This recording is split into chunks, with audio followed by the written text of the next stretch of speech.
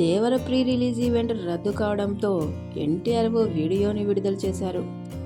దేవర event రద్దు కావడం చాలా బాధగా ఉంది. ఎప్పుడు అవకాశం వచ్చినా మీతో సమయాన్ని గడపాలని, దేవర సినిమా గురించి, దానికోసం మేము పడిన కష్టం గురించి వివరించాలని ఆశగా ఎదురు చూసా. కానీ భద్రతాపరమైన కారణాలతో వేడుక రద్దు చేయాల్సి వచ్చింది.